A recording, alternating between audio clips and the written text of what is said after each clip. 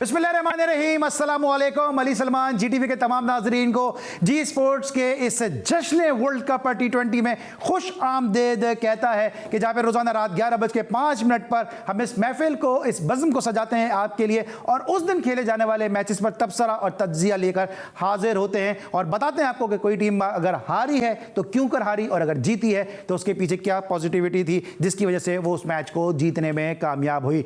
रोज़ाना की तरह आज भी दो मैचेस खेले गए और यहाँ पे जो पहला मैच खेला गया जिसमें स्कॉटलैंड की टीम ने ओमान को भी शिकस्त दे दी और साथ साथ बांग्लादेश ने पापुआ न्यू गिनी को शिकस्त दी और इस तरह इन लोगों ने अगले राउंड तक रसाई हासिल कर ली। लेकिन दिलचस्प सूरत हाल ये हुई कि बांग्लादेश और श्रीलंका दोनों टीमें जो हैं वो पाकिस्तान के अपोजिट पूल में चली गई हैं और वो पूल जो है वो काफ़ी ज़्यादा मुश्किल हो चुका है, जबकि पाकिस्तान के ग्रुप में आ चुकी है जनाब स्कॉटलैंड। तो थोड़ा सा ये ग्रुप जो है वो आसान हो जाएगा, निस्बतन आसान हो जाएगा, लेकिन सामने वाले ग्रुप में थोड़े से मसाइल अब नजर आएंगे क्योंकि श्रीलंका और बांग्लादेश दोनों ही भले जो है वो क्वालिफाइंग राउंड के मैचेस खेल कर आएंगे, लेकिन उसके बावजूद ये दोनों ऐसी टीमें कभी भी क्लिक कर सकती हैं और अपोनेंट को मुश्किल में डाल सकती हैं। आज हम बात करेंगे इसके हवाले से, साथ साथ पाकिस्तान और इंडिया के दरमियान एक बड़ा टाकरा, एक बड़ा मुकाबला होने वाला है, उसको भी डिस्कस करेंगे और कुछ स्टेटमेंट भी आ रहे हैं। रमीज राजा साहब ने अभी चार्ज लिया और रमीज राजा साहब के चार्ज लेते ही जो उनके क्रिटिक्स हैं, उनके साथी जो प्लेयर्स हैं वो अब उन पे उन्होंने जो है वो बाउंसर्स करना शुरू कर दी हैं, क्योंकि जब हम पहले शोज़ कर रहे थे हमने अपने शोज़ में कहा भी था कि रमीज़ राजा साहब को सबसे ज़्यादा टफ टाइम उनके कुलीग ही देंगे, उनके साथ खेलने वाले लोग ही देंगे और अब ऐसा होता हमें नज़र भी आ रहा है। बात करेंगे अपने मोअज़्ज़ज़ मेहमानों से और आज हमारे साथ एक नहीं, दो नहीं, बल्कि तीन बड़े ज़बरदस्त मेहमान स्टूडियोज़ में मौजूद हैं। हमारे साथ जो पहली शख्सियत मौजूद हैं, कल इन्होंने अपनी इनिंग का दूसरे फेज़ का आगाज़ किया, लेकिन जिस तरह से आपने इनको पसंद किया इसी वजह से आज हमने इनको दोबारा अपने शो में मद्दू किया। मेरे साथ मौजूद हैं मोहसिन घीवाला साहब। मोहसिन, कैसे आप? ठीक ठाक हैं? अल्लाह का शुक्र, अल्हम्दुलिल्लाह, शुक्रिया, थैंक यू अली सलमान। आपकी आमद से ये तो हुआ कि तड़का अच्छा लगेगा इस प्रोग्राम में। बस यही, कल तो मैं इफ़ी भाई से बड़ा इंस्पायर होकर गया हूँ तो मैंने कहा जरा आज मैं भी तैयार हो गया हूँ डिबेट के लिए जरा। ज़्यादा मुतासिर मत हो जाएगा इफ़ी भाई से क्योंकि इफ़ी भाई का बदनाम ना होंगे तो क्या नाम ना होगा। जबकि दूसरे जो सात शख्सियत मौजूद हैं मेरे बहुत ही अपने और बिल्कुल बड़े भाइयों वाला इनसे ताल्लुक़ है, लड़ाई झगड़े भी हमारे इनसे होते हैं, डिबेट भी हो जाती है, लेकिन जो है इज्जत और एहतराम को जो रिश्ता इफ़ी भाई का वो हमेशा से हमारे दिल में इनके लिए। मेरे साथ मौजूद है कमर इफ़ी साहब। कैसे आप सर? ठीक ठाक हैं? Thank you very much. चलिए, अच्छा, आप पहले से ही चाय का गर्म कप हाथ में पकड़े, पहले से आप मुझे हॉट लग रहे हैं। जरा मौसम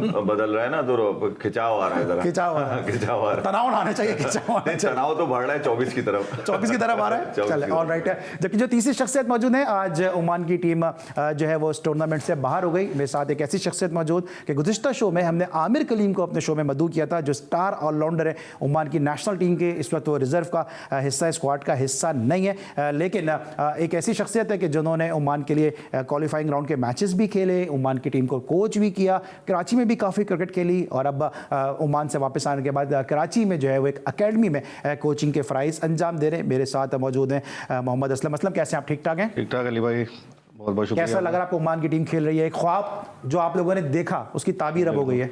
बिल्कुल ऐसे ही हम लोगों ने स्टार्ट किया था ये क्रिकेट जो है सेमिट पे से, और आज जो है मेरे आने से पहले ग्राउंड बन गए थे, टर्फ विकेट्स बन गई थी और ये तीसरी दफ़ा ओमान ने क्वालिफाई किया और लास्ट टाइम T20 जो है वर्ल्ड कप भी जो है क्वालिफाई कर लिया था ओमान ने।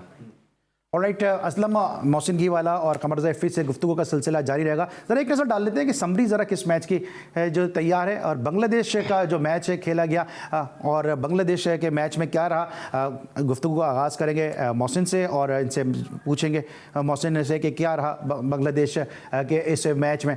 इससे पहले कि हम बांग्लादेश की समरी दिखा दें, चले गुफ्तगू का आगाज़ कर लेते हैं। एक्सपेक्टेड था ये रिजल्ट कि जीतेगा और सब ये बात करते हैं कि बांग्लादेश क्वालिफाइंग राउंड के मैचेस भी खेल रहा है।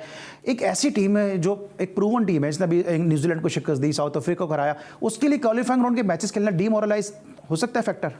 देखिए, डेफिनेटली डीमोरलाइजेशन तो होती है और आपने देखा होगा कि पहला मैच इन्होंने खेला स्कॉटलैंड से और स्कॉटलैंड से मैच हार गए। अब आप देखें वो अपने जब घर में खेल रहे थे तो उन्होंने शिकस्त दी है सबको अपनी होम पिचेस पे, जहां पर पिचेस भी स्लो थी, 90 रन 100 रन नहीं बन पा रहे थे, ठीक है ना। तो वहां जीत के बांग्लादेश आई थी, यहाँ वो क्वालिफाइंग राउंड में आके स्कॉटलैंड से हार गई पहला मैच। तो लोग वही कह रहे थे भाई तुम लोगों ने वहां पर जाके कौन सी पिचें बनाई है और कैसे तुमने डॉक्टर किया है कि भाई आप यहाँ पर आके एसोसिएट टीम को नहीं हरा सके स्कॉटलैंड को। तो शुरू में वो प्रेशर में थे, लेकिन देखें बांग्लादेश की सबसे अच्छी बात अली आपने नोटिस किया कि वो पहला मैच हारे हारे। सेकंड मैच में जो उनके टॉप 2 बैट्समैन है, कप्तान महमूदुल्लाह खुद और मुशफिर रहमान जो है नंबर 4 पे आते हैं, वो दोनों नंबर 5 और 6 बल्कि 6 और 7 पर आ गए। उन्होंने कहा हमें अपनी स्ट्रैटेजी चेंज करनी पड़ेगी, शाकिब को ऊपर भेज दिया उन्होंने 2 हिटर ऊपर भेज दिए। अब देखिए, इवन दो बांग्लादेश अपने घर में जीत के आई थी, इनका भी कुछ स्ट्रक्चर हमारे जैसा ही है, बट फिर भी सबसे इंपॉर्टेंट बात, वो मैच हारे, उन्होंने फौरन चेंजेस किए और अब 2 मैचेस जीत गए। और ऑफ कोर्स उनके पास सबसे बड़े सुपरस्टार शाकिब अल हसन, यानी वो तो एक सुपरस्टार है अपने उसके एरा में। In fact he is probably the only person जिन्होंने ये 40 विकेटें भी ली हुई हैं और 4000 रन भी बनाए T20 में। बिल्कुल, तो अब बांग्लादेश का रिजल्ट एक्सपेक्टेड था। पीएनजी ऑब्वियसली एक छोटी कंट्री है, इनके लिए बड़ी ऑनर है कि वो पार्ट ले गए, तो उन्होंने बहुत लंबी मार खाई आज के मैच में। ऑलराइट, इफ किस तरह से देखते हैं आप कि एक टीम जो क्वालिफाइंग राउंड के मैचेस खेलती है, उसको यहाँ पे एडवांटेज हुआ या डिसएडवांटेज? इसको इस तरह से कह सकते हैं कि सबने कहा यार बांग्लादेश श्रीलंका क्वालिफाइंग राउंड के मैचेस खेल रहे हैं, लेकिन अच्छी प्रैक्टिस मिल गई उनको। मेरे ख्याल में क्वालिफाइंग राउंड तो पाकिस्तान भी खेल चुका है, मतलब ये कोई वो नहीं है। T20 में तो नहीं खेला पाकिस्तान ने। T20 में नहीं, मगर मैं क्वालिफाइंग राउंड की बात कर रहा हूँ, मैं फॉर्मेट की बात नहीं कर रहा। तो उसके अंदर कोई ज़रूरी नहीं है, बांग्लादेश ने कमबैक किया, प्रैक्टिस मिल गई उनको, प्रैक्टिस उनको मिल गई, और फिर ये लड़के उनके ऑलरेडी धार लगे हुए हैं, मतलब वो मीरपुर में मार के आ रहे हैं 2 बड़ी टीम्स को।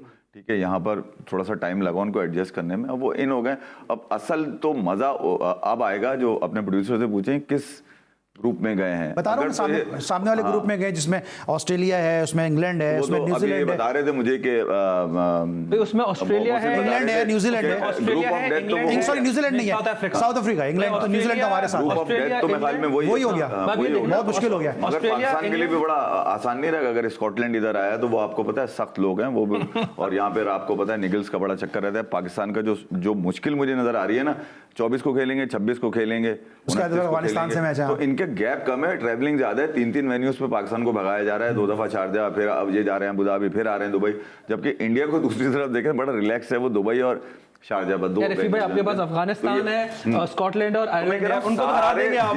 जितने सख्त लोग हैं ना क्रिकेट के अंदर, वो सारे आपके पास हैं खेलने के लिए। सारे सख्त लोग हमारे पास है। समरी पे जरा एक निगाह डालते हैं और इस मैच की समरी देखते हैं कि जहाँ पे बांग्लादेश की टीम ने कामयाबी हासिल की है। स्क्रीन पे आपके सामने ये समरी है और इफ़ी भाई ये समरी आ गई है जनाब।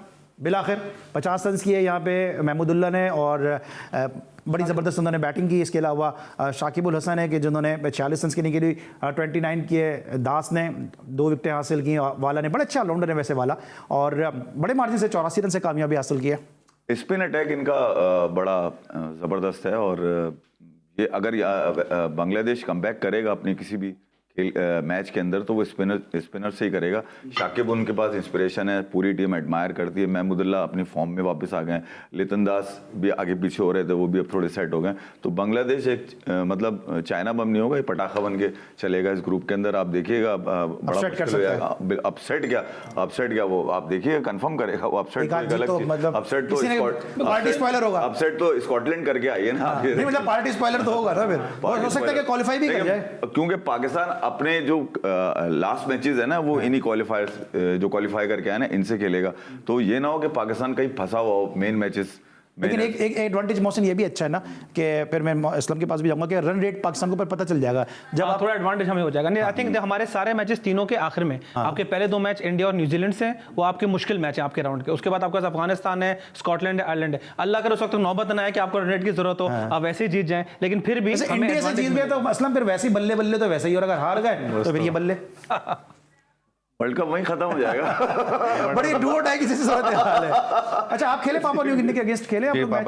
कैसी टीम है ये, किस तरह से प्रोग्रेस कर रही है? सर जब लास्ट टाइम हम लोग खेले थे तो ओमान इनसे हार गया था। अच्छा। मगर अब इनकी जो ग्रास रूट लेवल पे क्रिकेट नीचे चले गई है, बजटिंग इशू है, सारी चीजें टूर्स वगैरह करते हैं ये लोग इस तरह ओमान तो इतना फ्लरिश। हाँ, ये जो एसोसिएट टीम है ये आपस में पूरे साल खेलती रहती हैं, ये आपस में पूरे साल खेलती रहती हैं पूरे टूर्नामेंट्स।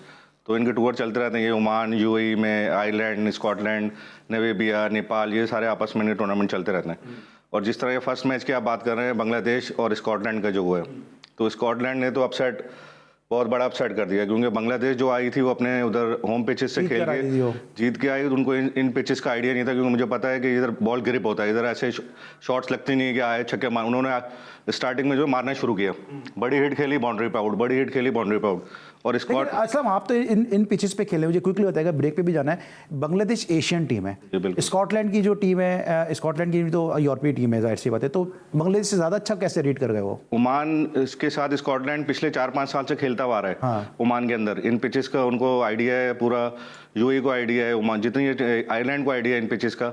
बांग्लादेश एडवांटेज हुआ। हाँ, ये सारे एडवांटेज अंकल है ना उसमें, मसला ये फर्स्ट टाइम खेले। ओमान ने टीम चेंज ही नहीं हुई 10 साल से। आपको पता है 2005 से खेल रहे हैं असद वाला? हाँ, मैं यही कह रहा हूँ कि 10 साल से टीम ही चेंज नहीं हुई ना, वही लड़के खेल रहे हैं उनके, वही बड़े हो गए, वही बुढ़े हो गए, वही खेल रहे हैं। चले वही बड़े हो गए, वो बुढ़े हो गए। और जिस तरह मैंने कहा असद वाला 2005 से जो है वो पीएनजी को जो है वो रिप्रेजेंट कर रहे हैं। मैंने पहले भी बताया था कि उनके फादर भी पीएनजी के कप्तान रहे, और उनके अंकल तो हमने देख लिया। अब हमारे अंकल क्या करेंगे जो 4 दहाइयों से क्रिकेट खेल रहे हैं, इस पे जरा बात करेंगे छोटे से ब्रेक के बाद।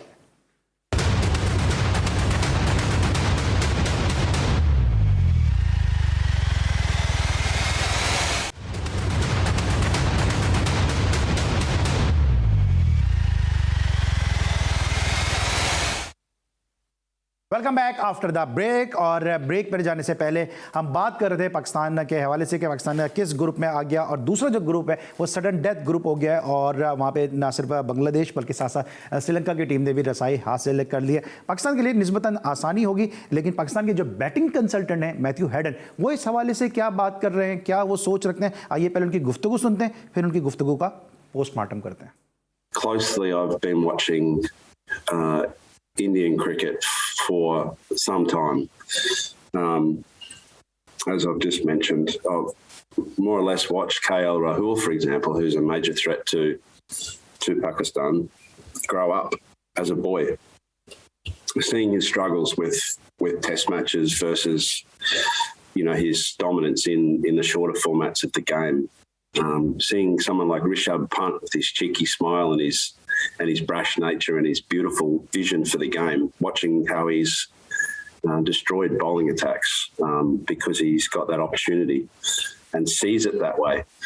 So yes, I think individually, I think it's always fantastic to see how players perform in a pressure match, and this camp has got some wonderful assets that will perform on the day, that are ready to perform on the day. If you look at the way that Evan Fakhar has gone about his preparations for this match, not to single him out, but to look at the way that he has extended himself in the 2 warm-up matches, it's exciting to think that can happen, come a few days' time versus India. Baba too, and Rizwan, the top 3, I think are, such a critical part of performance here in the UAE. Generally speaking, when the power plays have been, such a significant part of T20 cricket in the UAE, and there have been a few exceptions, but most sides that win the power play win the match. जी नाज़रीन, आपने Matthew Hayden की गुफ्तगू सुनी, और ये बात तो यकीनी है, ये बात तो बिल्कुल तय है, और रोज़े रोशन की तरह ये बात आया है कि अगर 24 अक्टूबर को पाकिस्तान इंडिया को हराने में कामयाब हो गया तो मैथ्यू जो है वो पाकिस्तानियों के लिए मिट्ठू बन के सामने आएंगे, क्योंकि बड़ी अचीवमेंट होगी। लगता है आपको कि मैथ्यू मिट्ठू बनेंगे? कौन? Matthew Hayden. यार मतलब ये आधे से ज्यादा कौन, क्या मतलब आप जानते नहीं कौन? आधे से ज्यादा अभी इंडिया में किसी अभी वो चिड़िया के बच्चे का नाम लेता है वो सब याद होते हैं आपको? मैं ये कह रहा हूँ आधे से ज्यादा टाइम तो केएल राहुल पे रहे वो, ठीक है, और आखिर में बॉटम लाइन वो ये देके चले गए कि बाबर और रिजवान आपके जो है वो ओपनर अगर हुए तो यार आपको पावर प्ले विन करना पड़ेगा तो आप जीतेंगे, वरना आपका जीतना मुश्किल है। असल मुद्दा उनका यही था। अब आप ये देखें, जब आपकी क्रिकेट सिर्फ इसी बात के ऊपर घूम रही है कि इंडिया में जनाब वो केएल राहुल होगा, रोहित शर्मा होगा, सूर्य कुमार, हार्दिक पांड्या, पंत, जडेजा, वरुण चक्रवर्ती, बुमराह, मतलब एक तो लाइन है ना, वहां पे आप सोचते रह जाएंगे। अब आप मुझे ये बताइए कि ऊपर से नीचे तक यहाँ इसी बात का फड्डा चल रहा है। उसने कोच भी आपका यही कह रहा है, जो वैरायटी कोच आया, तस्वीरें खिंचवाने आए, मतलब अपने आप को दिखाने आया, मतलब क्या तमाशा लेकर आया, वो भी यही कह रहा है सुना आपने? केएल राहुल मेजर रोल होंगे, उसके बाद तो सारे नीचे और कौन है फिर खेलने वाले? सबसे ज्यादा तो वही है खेलने वाले। केएल राहुल, मैं आपको बताऊं, ये हार्दिक पांड्या केएल राहुल को बहुत अच्छी तरह जानता है। हालांकि वो सीरीज इंडिया हार गया था, ये कह रहा है ना मैं कुछ अरसे से फॉलो कर रहा हूं, ये 2019 से फॉलो कर रहा है केएल राहुल को। वहां पर जो मेन हाई स्कोरर थे इंडिया की तरफ से वो केएल राहुल, हार्दिक पांड्या थे, जिन्होंने उस टेस्ट सीरीज में सबसे ज्यादा रन किए थे। एक्स्ट्रा मतलब वो होते हैं ना बहुत जबरदस्त बैटिंग, वो वाली बैटिंग की थी। तो अब वो निखर गए, अब वो बड़े बड़े मैचेस को जो है ना लपेट देते हैं किसी वक्त भी। तो वो उस बात से डर रहा है, इसलिए उसका पार्ट सबसे ज्यादा इंडियन क्रिकेट पे था, पाकिस्तान के लिए इतनी सी बात। ठीक है, एक सांस में इन्होंने 8 नाम इंडिया के प्लेयर गिना दिए। पाकिस्तान के बैटिंग कंसल्टेंट को पूछ रहे कौन? नहीं आप गली में किसी, आप एक काम करें, रोड पे जाएं, फिर मुझसे कहते तुम मुझसे लड़ते हो। रोड पे जाएं और लोगों से पूछ लें, कोई नहीं, तो फिर आप मुझसे, आप बैटिंग कंसल्टेंट को पूछ रहे कौन? 8 नाम एक सांस में गिना दिए, दूसरी सांस भी नहीं लिया आपने। इसको भी पता है सारे नाम, इसको पाकिस्तान के पूरे नाम नहीं पता होंगे। एडन को मैं आपको सच बात बता रहा हूँ, फखर की तर्जुमानी कर रहा था, जबकि आपके चीफ सिलेक्टर ने उसको रखा ही 18 भी नहीं था वो। मतलब वो भी मजे ले रहा है, वो भी तनख्वाहें ले रहा है, ये आ गया, ये भी मजे ले रहा है। मैथ्यू एडन बाद में आया है, अभी बाद में फखर के आने के बाद आया है, उससे पहले थोड़ी। नहीं, वो बात उनकी भी सही है ना, वैसे बात तो उनकी सही है कि मैं ये कह रहा हूं, मैथ्यू एडन तारीफ कर रहा है, उसको आपने 18 में नहीं रखा, और जो सबसे ज्यादा रन कर रहा है भाई, जो रन करेगा उसी की तारीफ करेगा, सबसे ज्यादा रन कर रहा है। अच्छा, तनख्वाहें सबकी चल रही हैं, सबके पैसे चल रहे हैं, हो कुछ भी नहीं रहा। गिर आप देख लें, कोई भी टॉक शो उठा के देख लें पाकिस्तान का इस वक्त, वहां पे इंडियन 24 को क्या होगा भाई? 24 के बाद क्या क्रिकेट खत्म हो जाएगी? कोई भी टीम हार गई? ये भी तो है ना कि 24 को पाकिस्तान जीत जाता है। मैं आपको लगता है कि जो कमेंट्री पे क्रिकेट नहीं है आपके पास उम्मीद है, क्रिटिसाइज जो हो रहा है, अगर हमारे पास उम्मीद तो उनके पास सिर्फ आशा ही है। अगर नहीं मैं आप बता दूं ना 11 उनके यार, आप अपने 11 बता दीजिए, आप सोचेंगे किसको खिलाऊं? मैं आपको सच बात बता रहा हूं, आप सोचने बैठ जाएंगे कि फखर को मैं कहा तीसरे पे खिलाऊं, नहीं यार उसको ऊपर करा देते हैं। यहाँ तो ये बात इफ एंड बट्स चल रहे हैं ना यार, आप तो ले फखर को तो सोच, मैं ये कह रहा हूँ। अच्छा, मजे की बात है, इफ एंड बट्स चल रहे हैं, इफ को भी छोड़ गए, इफ्तिखार को, और बट भी घर बैठा सलमान बट। अच्छा, अब आगे थोड़ा आगे बढ़ते हैं। ये बताएं कि आपको लगता है ऐसा कि जिस तरह मैथ्यू हेडन पे कमेंट्री पे क्रिटिसिज्म हुआ है, एडवांटेज हो सकता है पाकिस्तान को? क्योंकि जब आप कमेंटेटर होते हैं तो आप बड़ी बारीक बीनी के साथ जायजा लेते हैं, तो पाकिस्तान को एडेड एडवांटेज हो सकता है ये इन पे जो क्रिटिसिज्म हो रहा है कि इन्होंने लेट टीम को ज्वाइन किया, वो सही है? देखो सलमान अली, इसमें सोचना हमने ये है कि मैथ्यू एडन क्या वैल्यू ऐड कर सकता है, हमें बेनिफिट क्या पहुंचा सकता है। ठीक है, मैथ्यू एडन आपके साथ अभी ज्वाइन हुआ है, वो सिर्फ ये कर सकता है कि इंटरनेशनल लेवल पे जो आपके इस वक्त प्लेयर हैं उनको थोड़ा मेंटल कोचिंग दे सकता है, इस वक्त और कुछ नहीं कर सकता। देखिए, इंटरनेशनल लेवल पे जो भी क्रिकेट खेलता है ना, वो टैलेंटेड तो होता है। ठीक है, फर्क ये होता है कि इंटरनेशनल में, डोमेस्टिक में, कि इंटरनेशनल में जो प्रेशर होता है, स्पेशली वर्ल्ड कप का प्रेशर, मीडिया का प्रेशर, वो एक अलग लेवल पर होता है, उसके लिए आपको मेंटली स्ट्रांग होना पड़ता है। तो मैथ्यू हेडन की जो कंट्रीब्यूशन हो सकती है वो ये कि जो आपके टॉप बैटर्स हैं उसको थोड़ा काम करें, ठंडा करें कि जी आपने इस सिचुएशन को कैसे अब्सॉर्ब करना है। टॉप बैटर तो हमारे वैसे इतने ठंडे हैं। थोड़ा फखर जमान की बात कर रहा हूं यार, दुनिया में कौन कर रहा है, कौन सी टीम कर रही है? अच्छा, मैं इनसे पूछता हूं ना, ये ओमान में इतनी क्रिकेट खेली, कोचिंग की है, आप ये बताएंगे, आप जो ओमान की जो पिचेस हैं, अगर हम पाकिस्तान और इंडिया का कंपैरिजन करते हैं, कौन सी टीम को ज्यादा सूट करती हैं? अभी तो इंडिया और पाकिस्तान का जो मैच होगा वो तो यूएई में मैच है। हाँ। ओमान से तो शिफ्ट हो गया, तो लेकिन वैसे अगर मैं बात करता हूँ, हाँ, दोनों की पिचेस सेम ही है, मगर पाकिस्तान को ज्यादा सूट करेंगे। किस लिहाज से? सेम जो हमारी पाकिस्तान की दूर हो जाए भाई से, पाकिस्तान की जो उनके मतलब के अगेंस्ट बात कर दिया। पाकिस्तान की जो डोमेस्टिक क्रिकेट है और वहाँ की जो हमारी जो क्रिकेट है, हमारा होम ग्राउंड ही कहलाता है यूएई का। लेकिन अभी आईपीएल उनका एडवांटेज नहीं होगा इस तरह? आईपीएल का एडवांटेज है, मगर वो कंटिन्यू क्रिकेट खेलते हुए आ रहे हैं, इंडियंस जो है कंटिन्यू क्रिकेट खेलते हुए आ रहे हैं। तो मेरे ख्याल से तो पाकिस्तान को बहुत एडवांटेज हासिल है, पाकिस्तान को इंडिया के अगेंस्ट। पाकिस्तान जीत सकता है? पाकिस्तान जीत सकता है। अली, मैं थोड़ा सा फुर्सत समझ पाकिस्तान ने अपनी दुकान शुरू करी तो वो कुछ नहीं बेचने देंगे। अभी तो शटर उठा रहे हैं, अभी तो मुझे देख रहे हैं, मैं शटर उठा लूं, अभी होल्ड करा है, अभी तो ताले डले हुए हैं, इफ्तार कराते हैं। भाई देखिए, दुबई के ग्राउंड का सिर्फ एक एडवांटेज है, मैं इनकी बात को ऐड करूंगा कि दुबई की ग्राउंड का जो शेप है वो थोड़ा ऑड है, उसके अंदर शॉर्ट बाउंड्रियां जो दोनों तरफ है ना, वो बाउंड्रियां बड़ी शॉर्ट है, तो वहां पर उस किस्म की स्ट्रेटजीज काम आएंगी कि भाई आपकी बैटिंग कॉम्बिनेशन में लेफ्टी राइटी साथ काम करें, कौन से स्पिनर को किस एंड से आप बॉल कराएंगे, ये बड़ा इंपॉर्टेंट है। तो यहाँ पर दुबई की पिचों पर ये जो लीडरशिप है या जो कैप्टनसी, वो बहुत मैटर करेगी। है ना, स्पिनर जो कहां से करेंगे, उसके अलावा भी आपकी captaincy on the ground, Babar Azam कितने इफेक्टिव होते हैं, कितना फास्ट चेंजेस करते हैं, देखिए सब मैच मैटर करेगा। आपको ये मैच अगर इंडिया को हराना है तो आपको एक बिल्कुल इससे पहले की तरफ जाऊं, बाबर आजम की कैप्टनसी के ऊपर जो हम बात करते हैं, बाज वक्त तो अपने बॉलर से ओवर भी पूरे नहीं कराते हैं, कोटा भी पूरा नहीं करा पाते हैं। यार देखिए, मैं बाबर की कैप्टनसी को बहुत रेट नहीं करता, हाँ, लेकिन जो अब वो आहिस्ता आहिस्ता डेवलप, देखें वो भी एक कैप्टन, एक नेचुरल कैप्टन नहीं है, वो भी कैप्टन सीख रहे हैं, कैप्टनसी सीख रहे हैं, तो भी आहिस्ता से डेवलप हो रहे हैं। अब सवाल ये है कि वो इतने तेज और इतने इफेक्टिव हैं, हाँ, वो एक सवाल है, वो देखना होगा। मेरे हिसाब से अनफॉर्चुनेटली जितना मैंने भी देखा है, अभी भी थोड़ा उनको उस मैच्योरिटी ऑफ द कैप्टनसी में टाइम है, जिस तरह इयान मॉर्गन है या एमएस धोनी थे, तो एक अलग कैप्टन थे, ठीक है, तो इनका भी थोड़ा सा वहां पर गैप है। तो लेट्स सी, इफ भाई आपके काम की बात कर दी, ठाकुर शुरू अब इसमें मुद्दा बताएं क्या है? मुद्दा ये है कि सूट करती है। दुकान खोल दे अपनी आप। मुद्दा ये कि सूट करती है ना। मुद्दा ये है कि असलम ये कह रहे हैं, सबसे बड़े चेजर की बात तो लेना फिर वही असलम ये कह रहे हैं कि पिचेस जो है वो सिमिलर हैं और पाकिस्तान को एडवांटेज है। उसके बाद अब मुझे कुछ बोलने की जरूरत नहीं है। चले मैं आपको बता देता हूँ, एडवांटेज जिसको है वो तो पानी लेके जा रहा है, ठीक है, वो पीली जैकेट पहने हुआ है, ठीक है, वो जूते लेके जा रहा है ग्राउंड के अंदर, ठीक है, वो ईशान किशन तो खेल सकता है इंडिया से। कल का मैच वार्म अप का होगा, सरफराज सिर्फ तालियां बजाएगा बैठ के बाहर। कोई फखर छक्के मार रहा है, यार बाबर ने बहुत अच्छा खेला, सरफराज सिर्फ ताली बजाने के लिए रखा हुआ है। जिसको सूट करती है वो तो टीम प्लेइंग 11 में है ही नहीं, ठीक है। पाकिस्तान ने जितनी सक्सेस वहां पे ली है भाई, वो सरफराज के टाइम पे ली है। और अच्छा सुन ले, पहले मेरी बात तो सुन ले। अब सूट करने की बात आ गई। अच्छा भाई सूट कैसे करेंगे, मुझे एक बात बताएं। इंजमाम कह रहा है कि यार इंडिया को फेवर करेंगे बाकी विकेटें, क्योंकि इंडिया के पास सबसे अच्छा स्क्वाड है, सारी फॉर्मिडेबल साइड है, पूरी फॉर्मेशन बनी हुई है। इनको पता है कि अगर इसमें जो कोई बंदा रिप्लेस करेंगे तो 120% दूसरा जो बंदा आएगा वो 120% होगा। यानी कि उनकी जो फोर्स है हर नंबर की उन्होंने तैयार करके रखी हुई है। आप जब ये सोचेंगे कि यार ये मैच मलिक को पूरा करा दो ताकि इसका कैरियर पूरा हो जाए, हफीज बोल के गए कि यार मैं कोशिश करूंगा ये वर्ल्ड कप जीत के अपने ऊपर एक बिल्ला लगा लूं कि यार मैं भी एक वर्ल्ड कप जीता हूं, तो यहां आपकी सोच ये है कि इसको भुगताओ, इसको भुगताओ, इसको भुगताओ। रिजवान लाजमी ओपन करेगा, वरना रिजवान अपनी जबान खोल देगा। रिजवान ने अपने पेट में बहुत सारी बातें दबाई हुई हैं। वो मसला फड्डा क्या चल रहा है आपकी टीम का, यही लेके चल रहा है ना। इसीलिए तो आपने 2 साल तक जिन लोगों को लेके चलना था T20 वर्ल्ड कप पे, वो लोग तो सारे गायब हैं बीच में से, देखें कोई नहीं है। ये वही 2019 वर्ल्ड कप की टीम है, ठीक है, मगर कप्तान बदला हुआ है, समझ गए आप। तो भाई आपकी इंटेंट जो है ना वो ये है कि गिवन डे पे देखेंगे। आपकी इंटेंट ये थी नहीं 2 साल से कि आपने T20 की टीम बनानी है यार, इसीलिए आपकी फोर्स में कमी है, आपके अंदर वीकनेस है। मैं आपको बताऊं वीकनेस है, इसलिए आप पे प्रेशर होगा। हेडन ने इसी इंटरव्यू में कहा कि 24 अक्टूबर को बाबर पे प्रेशर होगा। 24 अक्टूबर मुझे बताएं, इंडिया ने पूरे यूएई को लेकर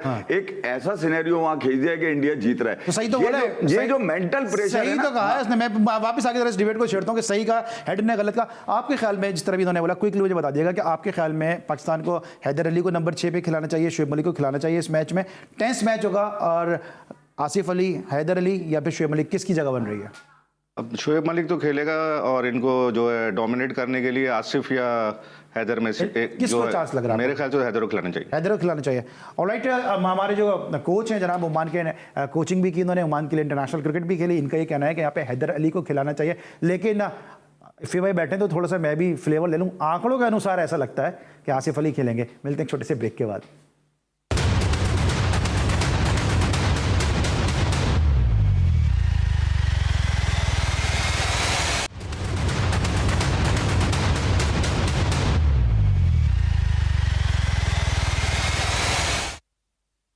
welcome back after the break. और आप देख रहे हैं हमारी स्पेशल वर्ल्ड कप की ट्रांसमिशन, जिसमें पाक भारत टाकरा को हम डिस्कस कर रहे हैं। बड़ा मैच होने जा रहा है और बड़े मैच की बड़ी बातें जो हैं वो ना सिर्फ पाकिस्तान में बल्कि क्रॉस द बॉर्डर भी नज़र आ रही हैं, बल्कि बॉर्डर पे भी यकीनी तौर पे ये बातें जो है वो नज़र आ रही होंगी। और जिस तरह मैंने प्रोग्राम की इब्तिदा में कहा था कि जब भी प्रोग्राम हम करते हैं तो तड़का ज़रूर हम लगाते हैं। तो जनाब आपको मालूम है कि हम ब्रेक के अंदर, आप बहुत सारे लोग ये बात करते हैं कि जनाब ये चिप्स आपने खाए तो नहीं है, हमारे पास बहुत सारे पैकेट हैं। तो ये मत समझा करें कि हम हॉट का जो वेवी फ्लेवर है, जो एक्सट्रीमली हॉट है, वो हम इसको यूज़ नहीं करते। जो इतनी एनर्जी आपको हमारे गैस में नज़र आ रही है और मुझ में नज़र आती है, उसकी वजह यही है कि हॉट का वेवी फ्लेवर है, एक्सट्रीमली हॉट, एक्सट्रीमली वेवी। ये आप ट्राई कीजिएगा, यकीनी तौर पे आपके ज़ौक़ के मुताबिक है। लेकिन ज़ौक़ के मुताबिक और भी बहुत कुछ है, और वो ये है पाकिस्तान इंडिया का मैच। और इस मैच को लेकर आवाम की क्या राय है, आइए वो देखते हैं।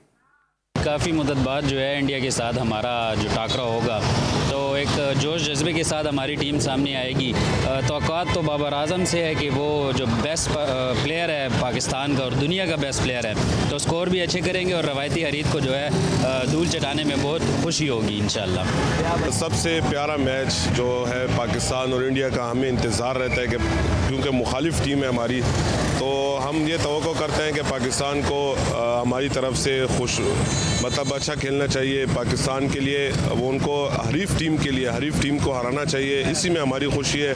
मैं ये कहता हूँ कि सब टीम को मिलकर जो वर्ल्ड कप है, जो 2020 का वर्ल्ड कप है, वो जीत के आना चाहिए। काफ़ी वक्त बाद पाकिस्तान के इंडिया के साथ मैच आया है। हमारी तवक्कुआत ज़्यादा हैं कि इस बार वो इंडिया को हरा के दिखाएगी, हारेगी भी इंडिया और साथ हम वर्ल्ड कप भी इंशाल्लाह लेकर आएंगे।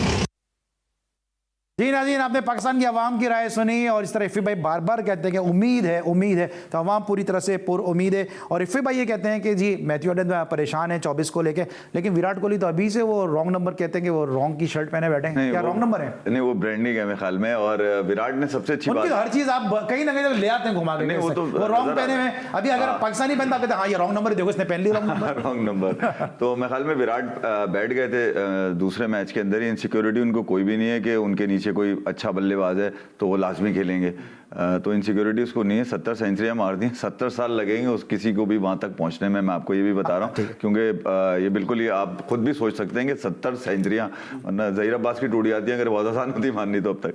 तो बड़ा मुश्किल है। इस मैच को लेकर बड़ी हाइप है और पाकिस्तान की जो अवाम है डेफिनेटली उसको तवक्कुआत ज़रूर है, मगर सिर्फ तवक्कुआत नहीं आपके काम आती हैं, आपकी फॉर्मेशन पूरी होनी चाहिए।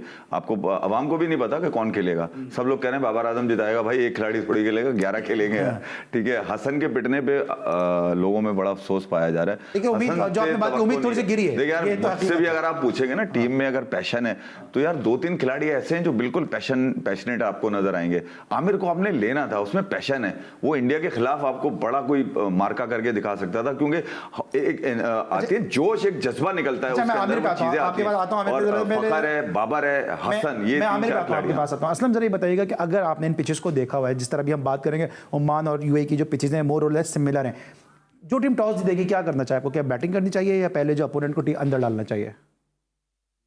उससे पाकिस्तान को पहले बैटिंग करनी चाहिए।